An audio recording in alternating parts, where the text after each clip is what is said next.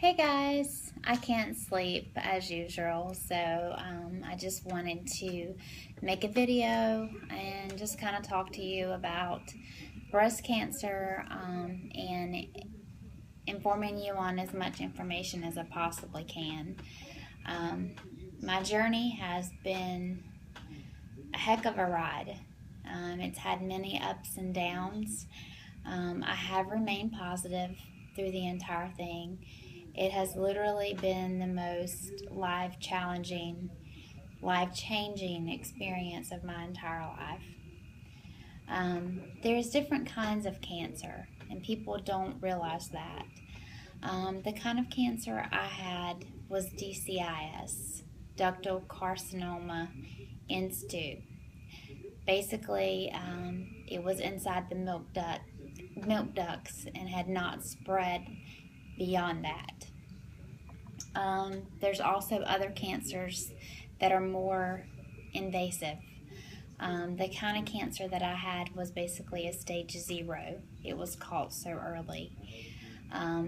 There's other cancers. I have papers here, that I can't remember all of this stuff because I'm human and I've done a lot of research, but, I just have this I just want to read to you.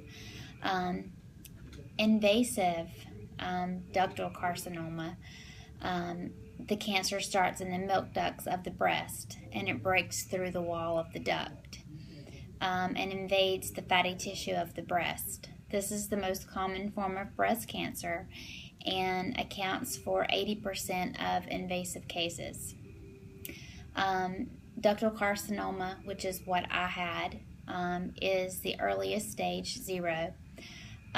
The in-situ refers to the fact that the cancer hasn't spread beyond the point of origin. Basically, it's not invaded any breast tissue nearby outside of the milk duct. And if it does go beyond the milk duct, it is often curable. A lot of people thought that I went very drastic with a double mastectomy. In my case, I could have had a lumpectomy and done radiation, but with my family history, I chose to do a double mastectomy. I had implants, so the reconstructive process was not as hard as I thought it was going to be. Right now, I currently have a tissue expander on my right side. And I get my final surgery July 17th. So I'm trying just to live as normal of a life as possible. All of that is superficial. Living life to the fullest every day.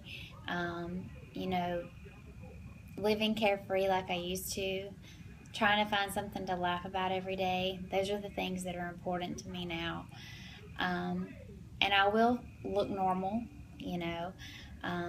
I'm lucky and I'm very blessed that I didn't have to go through chemo or radiation. I know a lot of friends that have not been as lucky. Another kind of cancer is lobar carcinoma, where the cancer begins in the lobes and is spread to surrounding tissues. A lot of times this serves as a marker for increased risk of developing breast cancer later in life, so you need to continue with your regular checkups and things like that. A lot of women don't know what to look for when they are doing self-exams, and the truth is I never did self-exams myself. I found my cancer one night when I got home from the gym.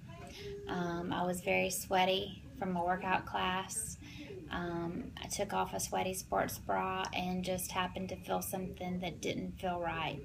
I told my husband, who knows that I've always been a hypochondriac. If I hear about it, then I must have it.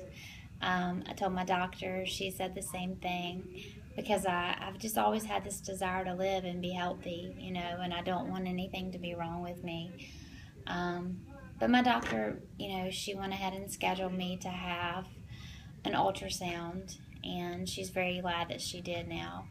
The ultrasound tech then found it necessary to do a mammogram. A lot of times they don't want to do mammograms now unless they feel a reason to, if you're under 40 years old. But if you're over 40 years old, you should get your yearly mammograms, and much earlier if you have family history or you have a reason to believe that you have something wrong. And if your doctor doesn't want to do it, find a doctor that will. Sometimes you have to take your life into your own hands because you only have one life. Some things to look for, when doing your breast exam is pulling in of your nipple or other parts of the breast. That could be dimpling, nipple discharge that starts suddenly, new pain in one spot that does not go away, swelling, warmth, redness, darkening of the breast, change in the size or the shape of the breast. Maybe one looks smaller or bigger than the other. Dimpling or puckering of the skin, itchy, scaly, sore rash on the nipple, or if you feel a lump that is hard or a knot or a thickening of the breast or underneath the underarm. What I felt was a pea-size spot, and a lot of times it can be cyst. A lot of women, their breasts are made up of cyst. So, but it's better to be safe than sorry. 1 out of 8 women are diagnosed daily with breast cancer. And it's better, the earlier that it can be caught, the better. I firmly believe that there's a lot to do with our environment these days. I've often questioned what I did wrong. I ate healthy, I worked out, I drank plenty of water, I didn't party, I didn't take any drugs, very rarely drank, didn't smoke, and I often wondered, why me? Why did I get cancer? But I believe that God has a purpose and a plan for everyone, and I know that there's a lot of people in worse shape than me that are in stage 4 or have had to go through harder treatments. So I feel like, I've had the easy end of the stick, even though it's not been easy and I have had ups and downs. I'm very blessed. I feel like God is working on me daily. I have so many things that I want to do with the American Cancer Society. I want to donate. I want to give back. I want to become an advocate. I want to be a voice. I want to help others who have to go through this. It's not an easy process. Having breast implants was never as hard as having the expanders. You literally feel your skin stretching every day. A lot of people ask me how I work out the way I do. Well, I've always been active. I danced for 26 years. I kickboxed. I competed. I lifted heavy weights, and that's how I got back into it so fast. 2 weeks after surgery, I was walking a mile or 2 every day against my doctor's wishes. And I've just always been active. I can't be that person that sits on the couch and does nothing. For the most part, I feel great. I am still a little tired some days, and I can tell that my energy levels are not where they used to be. I think a lot of that is from lack of sleep, not sleeping, and from having high anxiety and stress levels, worrying about that it could come back. I have seen an oncologist, a radiation oncologist, and they both, pretty much assure me that I am good, and that if it does ever come back, it would be a local occurrence. I would be able to see it right away, and not to examine myself daily, because I'll drive myself crazy and I will end up finding something, but to examine myself once a month.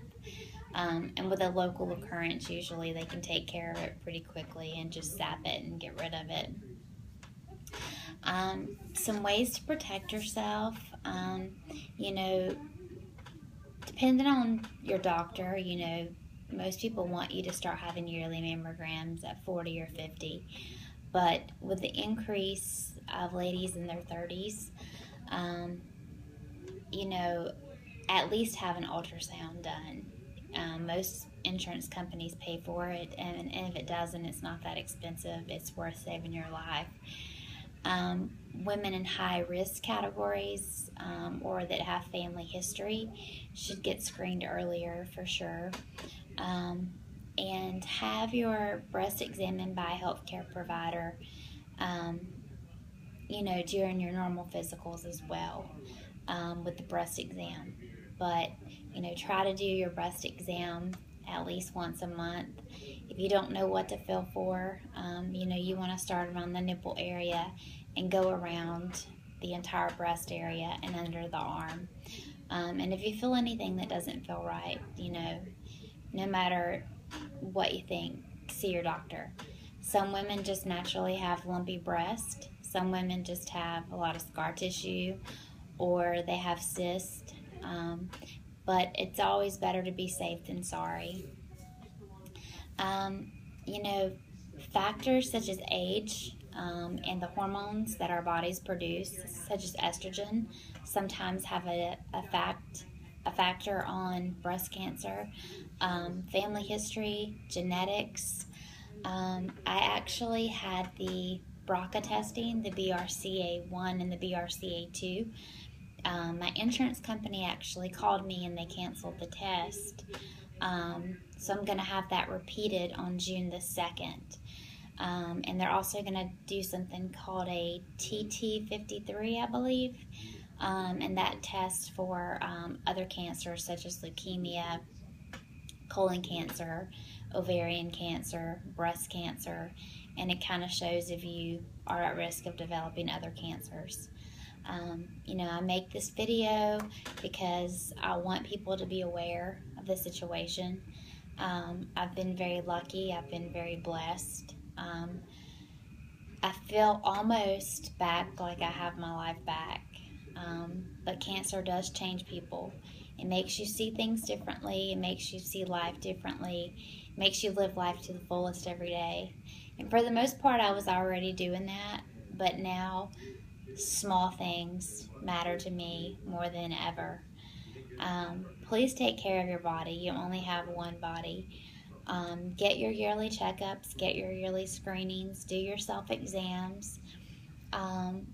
It doesn't matter if you have to go to the hospital 100 times. You can't put a price tag on your health. Take care of yourself, and your body will love you for it. Hope this has been helpful for everyone. My final surgery to have my final implants is July the 17th, and I'm so looking forward to that. And getting back to a normal life again. I'm working out again. I'm not lifting as heavy weights as I used to, and I really miss that. But there's other things that are more important. I hope to be able to compete again this year and get on stage and rock that pink bikini for breast cancer awareness. That is my goal, but we'll just have to see what happens and where I go from here.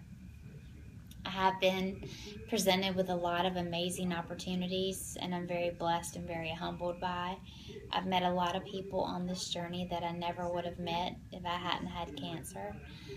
I wish I would have never had cancer, but I'm also blessed for the people that I have met because they are truly genuine people, and I truly believe that my pink sisters understand me more than any of my family or friends ever could. And I've developed long-lasting friendships that'll last a lifetime. I thank everyone for your positive messages, your positive vibes, and I will keep being the person that I am. I'm not changing for anyone. So, like I've said before, if you don't like my craziness and my silliness and my crazy posts, feel free to delete yourself from my page. I want to be a role model for others. I've always been a go-getter. I've always went after the things in life that I've wanted. Growing up, I was a shy person. That changed after high school. And I still am to some extent. People don't believe that. But, once you get to know me, I am a crazy, fun, loving person.